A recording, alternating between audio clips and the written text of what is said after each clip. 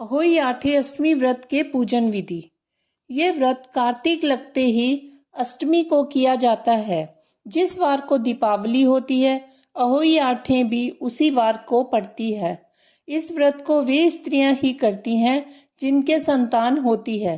बच्चों की माँ दिन भर व्रत रखे, सायंकाल दीवार पर अष्टक कोष्टक की अहोई की पुतली रंग भर कर बनाए।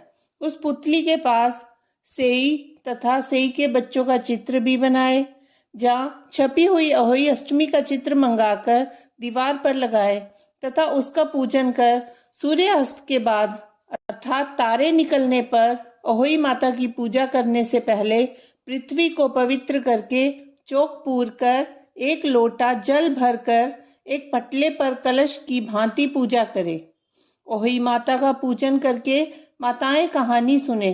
पूजा के लिए माताएं पहले से एक चांदी की अहोई बनाएं जिसे स्याऊ कहते हैं और उसमें चांदी के 2 दाने मोती डलवा लें। जिस प्रकार गले में पहनने के लिए हार में पेंडिल लगा होता है, उसी की भांति चांदी की अहोई डलवा लें। डोरे में चांदी के दाने डलवा लें। फिर अहोई की रोली चावल दूध व भात से पूजा करें। जल से भरे लोटे पर सतिया बना लें। एक कटोरी में हलवा तथा रुपए बायना निकाल कर रख लें और 7 दाने गेहूं के लेकर कहानी सुने। कहानी सुनने के बाद अहोई स्याऊ की माला गले में पहन ले। जो बायना निकाल कर रखा था उसे सासू जी के पांव लगकर आदर पूर्वक उन्हें दे देवे। इसके बाद चंद्रमा को अर्घ्य देकर स्वयं भोजन करे। दिवाली के बाद किसी शुभ दिन अहोई को गले से उतारकर उसका गुड़ से भोग लगावें और जल के छींटे देकर मस्तक झुकाकर रख दें। जितने बेटे हैं उतनी बार तथा जितने बेटों का विवाह हो गया हो उतनी बार चांदी के 2-2 दाने अहोई में डालती जावें। ऐसा करने से अहोई माता प्रसन्न हो बच्चों की दीर्घायु करके घर में नित्य मंगल करती रहती हैं। इस दिन पंडितों को पेठा दान करने से शुभ फल की प्राप्ति होती है। अहोई का उज्जमन। जिस स्त्री का बेटा हुआ हो अथवा बेटे का विवाह हुआ हो तो उसे अहोई माता का उज्जमन करना चाहिए। एक थाली में 7 जगह 4-4 पूड़ियां रखकर उन पर थोड़ा थोड़ा हलवा रखें। इसके साथ ही एक तियल साड़ी ब्लाउज उस पर सामर्थ्यानुसार रुपए रखकर थाली के चारों ओर हाथ फेरकर श्रद्धा पूर्वक सासू जी के पांव लगकर वे सभी सामान सासू जी को दे देवें। तियल तथा रुपए सासू जी अपने पास रख लें तथा हलवा पूरी का बायना बांट दे। बहन बेटी के यहाँ भी बायना भेजना चाहिए। अहोई का व्रत। ये व्रत प्रातः कार्तिक अष्टमी को उसी वार को किया जाता है जिस वार की दीपावली होती है। इस दिन बच्चों की आरोग्यता और दीर्घायु प्राप्ति के लिए अहोई माता का चित्र दीवार पर मांडकर पूजन किया जाता है। विधि। अहोई का व्रत दिन भर किया जाता है। जिस समय तारा मंडल आकाश में उदय हो जाए उस समय वहां पर एक जल का लोटा रखकर चांदी की स्याऊ और 2 गुड़िया रखकर मोली नाल में पिरो लेवें। तत्पश्चात रोली चावल से अहोई माता के सहित स्याऊ माता का अर्चे और सीरा आदि का भोग लगाकर कहानी सुने। कथा। एक नगर में साहूकार रहा करता था। उसके 7 लड़के थे। एक दिन उसकी स्त्री खदाने में मिट्टी खोदने के लिए गई और ज्यों ही उसने जाकर वहां कुदाली मारी त्यों ही सेही के बच्चे कुदाल की चोट से सदा के लिए सो गए। इसके बाद उसने कुदाल को स्याहू के खून से सना देखा तो उसे सेह के बच्चे मर जाने का बड़ा दुख हुआ, परंतु वह विवश थी क्योंकि ये काम उससे अनजाने में हो गया था।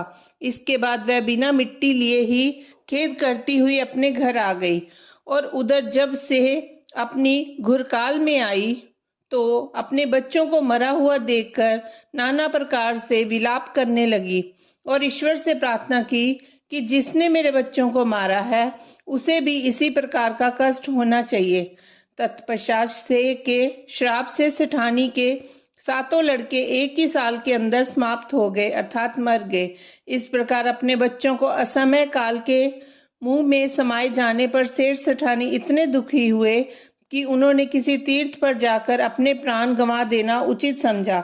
इसके बाद घर छोड़कर पैदल ही तीर्थ की ओर चल दिए और खाने की ओर कोई ध्यान नहीं दिया, और जब तक उनमें शक्ति और साहस रहा तब तक वे चलते ही रहे, और जब वे पूर्णतया अशक्त हो गए तो अंत में मूर्छित होकर गिर पड़े। उनकी दशा देखकर भगवान करुणा सागर ने उनको मृत्यु से बचाने के लिए उनकी पापों का अंत किया, और इसी अवसर में आकाशवाणी हुई कि हे सेठ, तेरी सेठानी ने मिट्टी खोदते समय ध्यान न देकर से के बच्चों को मार दिया।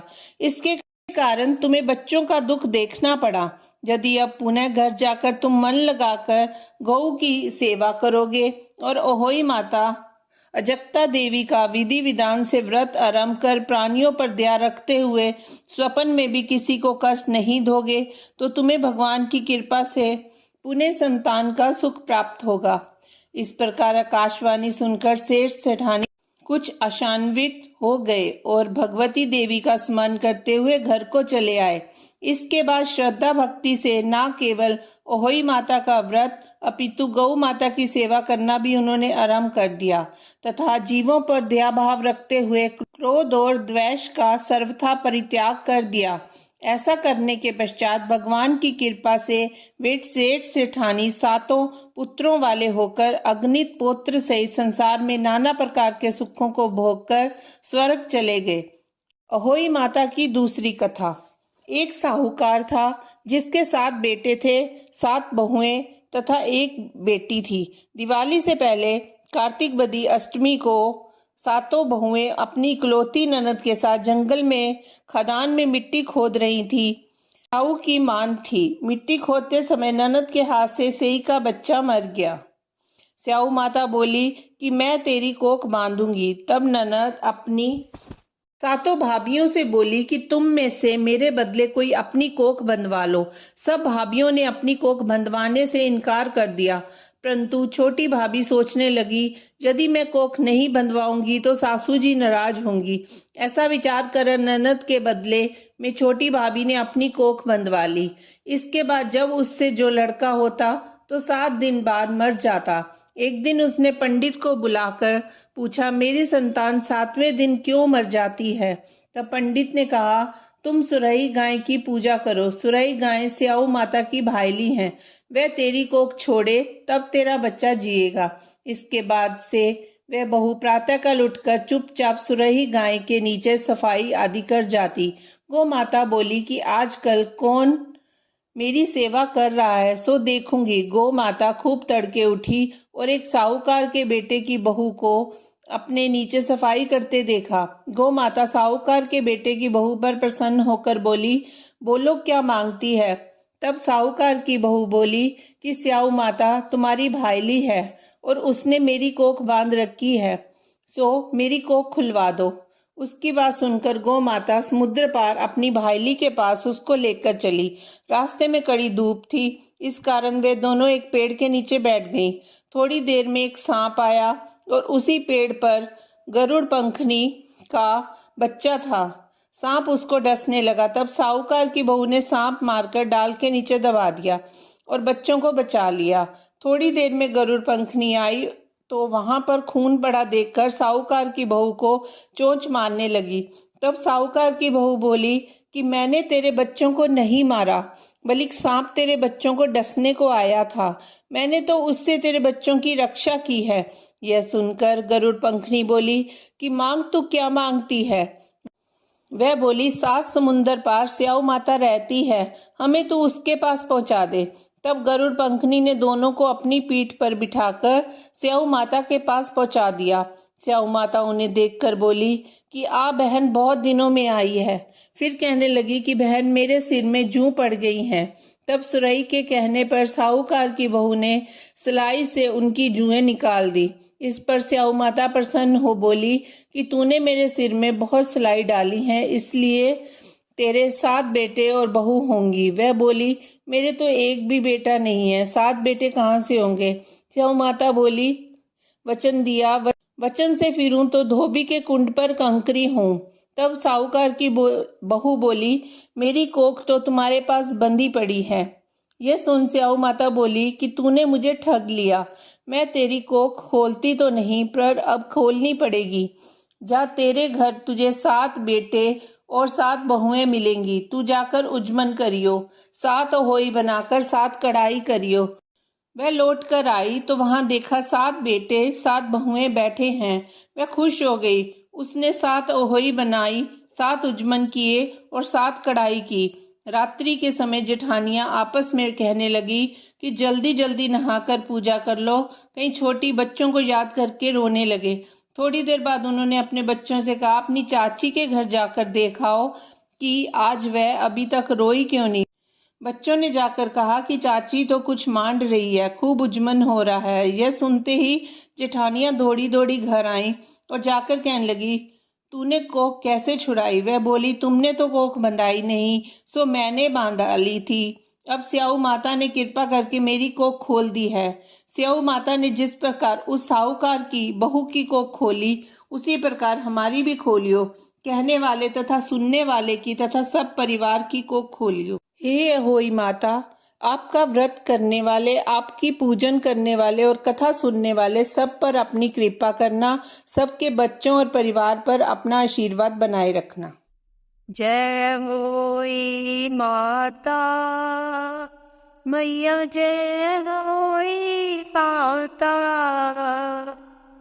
तुमको निस दिन ध्यावत हर विष्णु विधाता।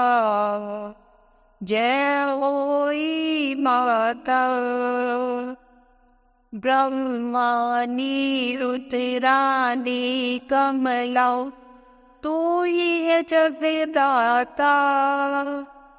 सूर्य चंद्रमा दयावत नारद ऋषि गाता। जय होई माता, माता रूप निरंजन, सुख संपत्ति दाता। जो कोई तुमको ध्यावत वित मंगल पाता। जय होई माता, तू ही पाताल बसंती, तू ही है सुप्रदाता। कर्म प्रभाव प्रकाशक, जग निधि से त्राता। जय होई माता, जिस घर तुमरो वासो, वाही में गुनी आता। कर सके सोई कर ले, वन नहीं घबराता। जय होई माता, तुम बिन सुख न होवे, पुत्र न होई पाता। खाने पाने का वैभव, तुम बिन नहीं आता। जय होई माता, शुभ गुण सुंदर योक्ता, क्षीर निधि जाता। रतन चतुर्दश तुम बिन कोई नहीं पाता। जय होई माता, श्री होई माँ की आरती, जो कोई जन गाता। ओरे उमावती उपजे, पापे उतर जाता। जय होई माता, जय होई माता।